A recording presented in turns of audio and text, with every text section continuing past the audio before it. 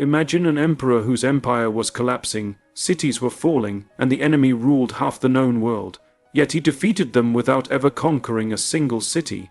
This is the story of Heraclius, the emperor who outsmarted an empire. The year was 610, and the Roman world was tearing itself apart. Constantinople, the jewel of the eastern Mediterranean, watched as chaos unfolded within its walls.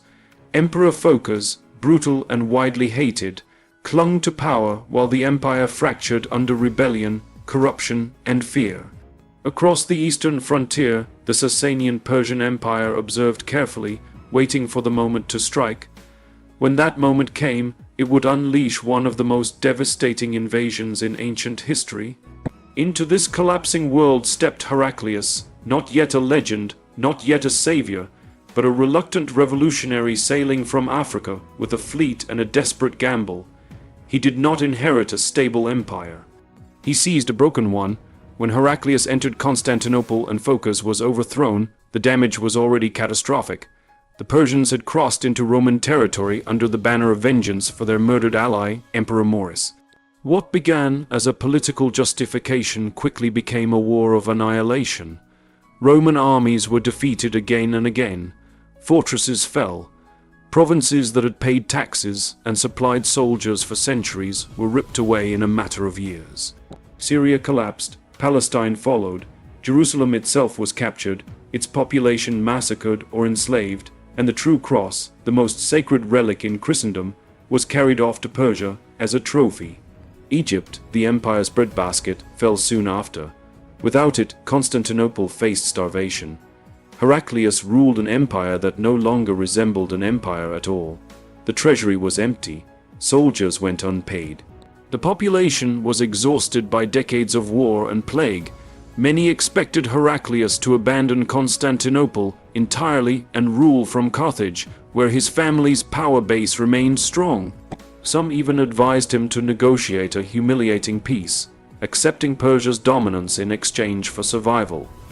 For a moment, Heraclius himself seemed unsure. The weight of failure pressed heavily on him, and history stood at the edge of a different outcome, one where Rome's Eastern Empire simply faded into memory. What changed was not a sudden influx of resources or allies, but a shift in thinking. Heraclius realized that the old Roman way of fighting this war had failed completely. Meeting the Persians in set-piece battles, defending cities one by one, and relying on overstretched generals had led only to disaster. The Persians had mastered this kind of warfare. They could take cities faster than Rome could defend them, and every Roman defeat only strengthened Persian momentum. If the empire was to survive, the war itself had to be transformed. Rather than clinging to what remained, Heraclius chose movement over defense. He reorganized the remnants of the army, stripping the court of luxury and melting church treasures to pay and equip his soldiers. This decision was controversial and dangerous, but it bought something far more valuable than gold: loyalty. For the first time in years, Roman soldiers believed they were fighting for an emperor who would fight alongside them. Heraclius trained them personally, drilling discipline into exhausted men who had known only retreat. He was no longer a distant ruler behind palace walls. He was becoming a commander. In 622, Heraclius made a decision that shocked both allies and enemies. Instead of marching east to reclaim lost cities, he sailed north and landed in Asia Minor, deep within Roman territory, to rebuild his army away from Persian pressure. From there, he began a series of rapid campaigns that avoided major cities entirely. His goal was not occupation, it was disruption. He struck supply lines, destroyed depots, and forced Persian generals to chase shadows across unfamiliar terrain. Each engagement was small, controlled, and carefully chosen. Losses were minimized, and confidence slowly returned. This was not the glorious warfare of conquest celebrated in earlier Roman history. There were no triumphal marches through captured capitals. Instead, there was exhaustion, precision, and relentless pressure. Persian commanders found themselves unable to bring Heraclius to a decisive battle. When they concentrated their forces, he vanished. When they spread out, he struck. The psychological effect was profound. An empire that had grown accustomed to easy victories now faced an enemy it could not pin down. Heraclius also understood something his predecessors had ignored. This war would not be won at the borders of the empire. It would be won in the heart of Persia itself. But to reach that heart, he needed time, alliances, and the element of surprise. While Persian armies were tied down occupying Roman provinces, Heraclius prepared to turn the entire conflict inside out. Every campaign was designed not to reclaim territory, but to weaken the structure that held the Persian war effort together. As the years passed, the Persian occupation began to show cracks. Holding vast territories required garrisons, supply chains, and constant movement of troops. Rebellions flared, logistics stretched thin. Heraclius exploited every weakness. He coordinated with steppe nomads, the Gokturks, whose sudden involvement on Persia's northern frontier forced the Persian high command to divide its attention.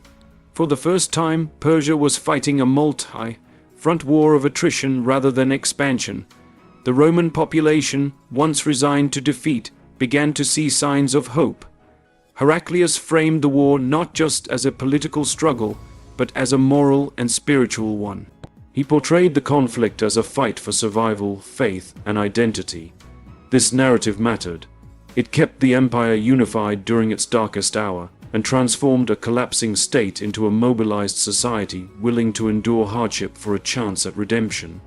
By refusing to focus on cities, Heraclius denied Persia the very thing it excelled at. Cities could be taken, occupied, and defended, but an army in motion could not be easily destroyed. Each year Heraclius survived and struck back was a year Persia failed to achieve final victory. Slowly, almost invisibly, the balance of power shifted. What had once been an unstoppable invasion became an unsustainable burden. As winter campaigns pushed deeper into enemy territory, Heraclius proved willing to do what Persian commanders would not. He marched in seasons traditionally avoided by ancient armies, exploiting his enemies' assumptions. His soldiers suffered, but they adapted. Persian forces, bound by conventional strategies, struggled to respond. The war was no longer being fought on Persian terms. By the mid-620s, the Roman Empire still appeared broken on maps. Most of its eastern provinces remained under Persian control. To an outside observer, nothing had changed. But beneath the surface, everything had. Persian armies were overextended, morale was deteriorating, and the myth of Persian invincibility was collapsing. Heraclius had achieved this without reconquering a single major city. He had turned defeat into leverage. This was only the beginning. The most daring phase of Heraclius' strategy still lay ahead, one that would take him beyond survival and into legend. But even now, before the final blows were struck, the outcome of the war was no longer inevitable. An emperor once expected to preside over the end of Roman power had rewritten the rules of imperial warfare. He had proven that empires do not always fall to conquest. Sometimes they fall to exhaustion, miscalculation, and a single leader who understands how to break an enemy without taking their cities.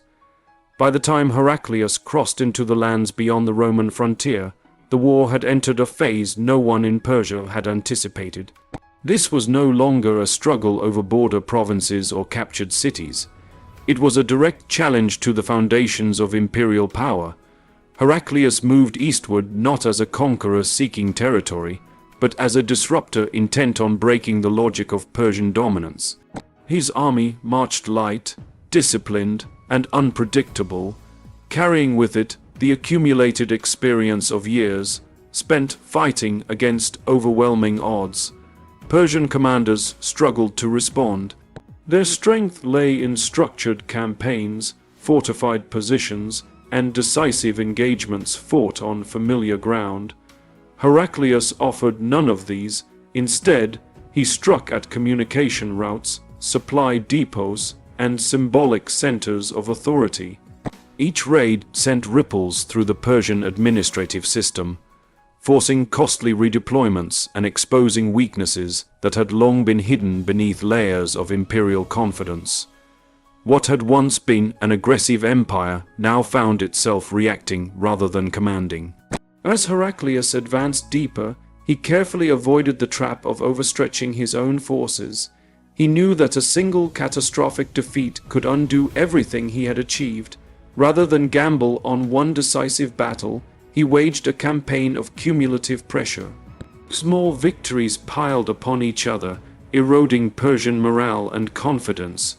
Roman soldiers, once haunted by memories of defeat, now marched with the belief that they were shaping history. The psychological impact of Heraclius' presence inside Persian territory was immense. Never before had a Roman emperor personally led an army so far into the heart of his enemy's domain. This was not merely a military maneuver, it was a statement. It signaled to allies, enemies, and subjects alike that the balance of power had shifted. Rumors spread rapidly, exaggerated by fear and uncertainty, magnifying the sense that something unprecedented was unfolding. Meanwhile, the Persian king Khosrow Roman II remained defiant. Secure in his palaces, surrounded by decades of victories, he dismissed the Roman incursions as temporary nuisances. His confidence blinded him to the structural strain his empire was experiencing. Armies were scattered across vast territories, supplies were stretched thin, loyalty among generals, once unquestioned, began to fracture as blame and suspicion replaced unity. Heraclius exploited this fragmentation with calculated precision. He maneuvered his forces to force Persian generals into competition with one another, creating situations where failure could be blamed on rivals rather than on flawed strategy. The cohesion that had made Persian expansion so effective now worked against it, as overlapping commands and conflicting priorities paralyzed decisive action. The campaign reached a critical point as Heraclius approached regions of immense religious and cultural significance. Temples and fire sanctuaries, symbols of Persian identity and royal legitimacy, lay vulnerable. Heraclius understood the power of symbols. Without engaging in indiscriminate destruction, he targeted locations whose loss would resonate far beyond their immediate strategic value. Each blow struck at the idea of Persian invincibility, undermining the aura that surrounded Khosrow's rule. Winter once again became an ally rather than an obstacle, while Persian forces withdrew to safer positions, expecting the campaign season to end. Heraclius pressed forward. His willingness to fight through harsh conditions shocked his enemies and inspired his troops. It reinforced the sense that the Romans were no longer bound by traditional limitations. The war had become asymmetric in the truest sense. The decisive moment came near Nineveh in 627. Though not a city siege, it was the culmination of years of maneuver, deception, and endurance. Heraclius forced the Persians into a confrontation under conditions of his choosing. The battle was fierce and chaotic, fought amid fog and confusion. When it ended, the Persian army lay shattered. It was not the largest battle of the war, but it was the most consequential. It destroyed the last field army capable of stopping Heraclius' advance.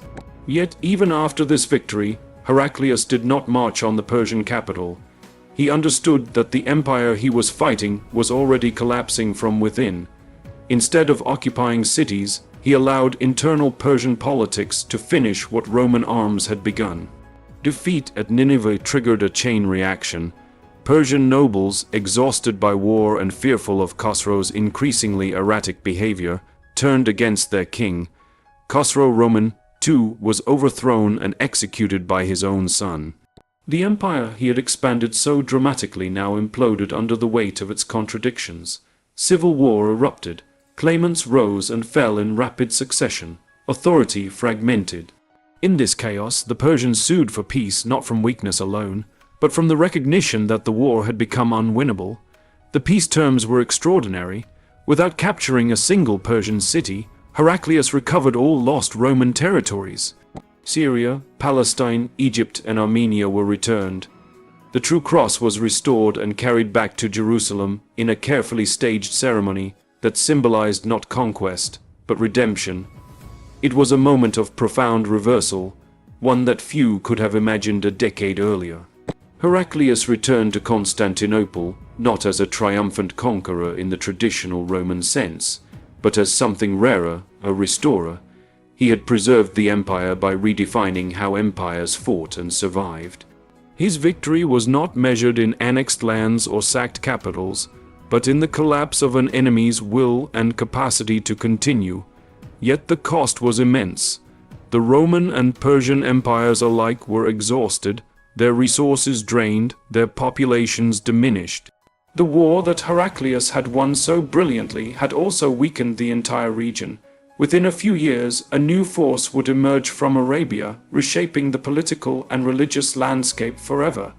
In this sense, Heraclius' victory was both a culmination and an ending.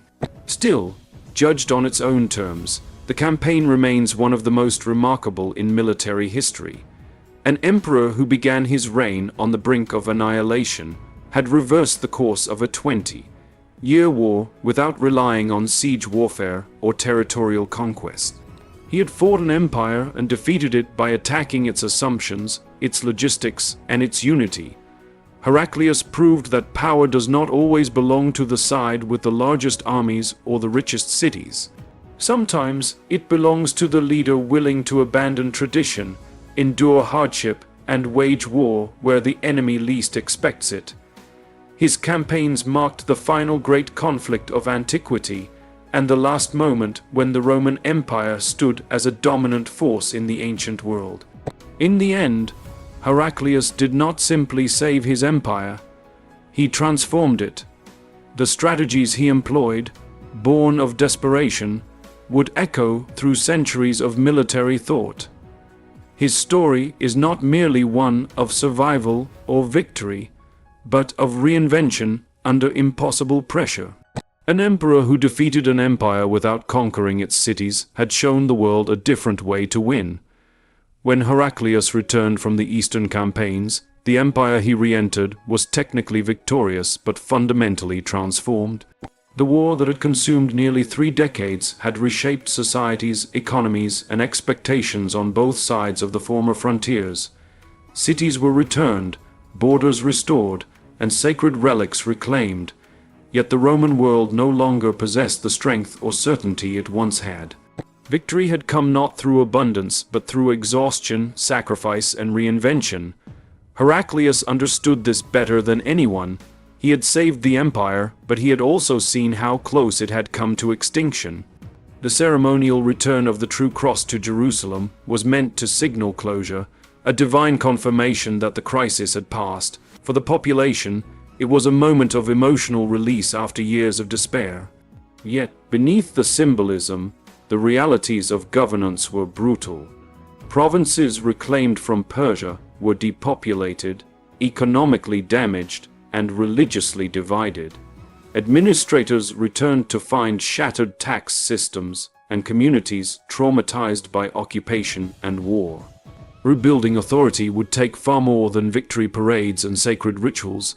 Heraclius faced the immense challenge of holding together an empire that had survived only by changing its internal structure. The old Roman administrative model, dependent on wealthy cities and steady revenues, could no longer function as it once had. In response to necessity, the empire had begun shifting toward a more militarized and localized system of defense and governance. Soldiers were increasingly settled on land they defended, tying survival directly to military service. This transformation, born during the Persian War, would define the Byzantine state for centuries to come. At the same time, Heraclius ruled over a deeply fractured religious landscape. Decades of theological disputes had weakened unity just as much as foreign invasion. In an attempt to stabilize the empire, Heraclius pursued religious compromise, hoping to bridge divisions between Chalcedonian Christians and other communities in the east. These efforts were well-intentioned, but controversial and often misunderstood. Instead of healing divisions, they sometimes deepened mistrust, revealing how fragile internal cohesion had become. The emperor was no longer the energetic commander who had led winter marches across enemy territory. Years of campaigning had taken a physical toll. Illness, age, and the weight of responsibility slowed him. Yet he remained acutely aware that peace with Persia did not mean security. The world beyond the empire's borders was changing rapidly, and the exhaustion of the great powers had created a vacuum that would not remain empty for long. From the Arabian Peninsula, a new and unexpected force began to emerge. At first, reports of tribal movements and raids seemed insignificant compared to the titanic struggle that had just ended. Roman and Persian elites alike underestimated the speed and unity with which these forces would organize. After decades of war, neither empire possessed the reserves or flexibility to respond effectively. The same exhaustion that had allowed Heraclius to defeat Persia now left the region vulnerable to an entirely different kind of challenge. When Roman forces first encountered the armies emerging from Arabia, they were poorly prepared for what they faced. These opponents did not rely on heavy fortifications or slow supply chains. They moved quickly, motivated by belief, cohesion, and momentum. Provinces that had only recently returned to Roman control found themselves once again contested. Local populations, worn down by taxation, religious disputes, and years of instability, did not always resist with enthusiasm. Heraclius watched as events unfolded with a clarity that bordered on tragedy. He recognized patterns he himself had exploited against Persia: overstretched defenses, divided loyalties, and the inability of a conventional empire to adapt quickly enough. Yet recognition did not equal solution. The empire simply lacked the resources for another total war. The armies that had marched victoriously into Persia were diminished, and the political will to endure further sacrifice was fragile. As losses mounted in Syria and beyond, Heraclius withdrew from active command. His role shifted from warrior to witness. According to later accounts, as he departed from Syria for the last time, he is said to have spoken words of farewell, acknowledging that the province was likely lost forever. Whether literal or symbolic, the sentiment captured the reality of the moment. The empire he had saved could not be preserved in its old form, yet it would be a mistake to view these events as a simple failure or reversal of Heraclius' achievements. The transformations that occurred under his reign allowed the empire to survive in a new, more compact form. By abandoning the illusion of universal Roman dominance, Byzantium adapted to a harsher world. It became more resilient, more defensive, and more focused on survival rather than expansion. Heraclius' legacy, therefore, cannot be measured solely by territory lost or gained. It must be understood in terms of endurance. He presided over the end of the ancient Roman world and the birth of the medieval Byzantine state. Language shifted increasingly toward Greek. Imperial ideology evolved. The empire that emerged after his reign was no longer the Rome of Augustus or Constantine, but something distinct, shaped by centuries of crisis. Personally, Heraclius' final years were marked by tragedy. Family disputes, illness, and political tension clouded the end of his life. The adulation he once received faded as new crises dominated public attention. Such is often the fate of leaders whose greatest achievements belong to moments that pass too quickly. Yet history, with the benefit of distance, offers a clearer judgment. Heraclius stands as one of the most remarkable figures of late antiquity, not because he expanded the empire, but because he refused to let it die. At a moment when collapse seemed inevitable, he reimagined how power could be used. He defeated a superior enemy not by matching strength with strength, but by changing the rules of engagement entirely. His wars marked the final great conflict between the classical superpowers of the ancient world. After him, history moved into a different age, one defined by new faiths, new states, and new forms of authority. In that sense, Heraclius did not merely fight a war, he stood at the threshold between eras.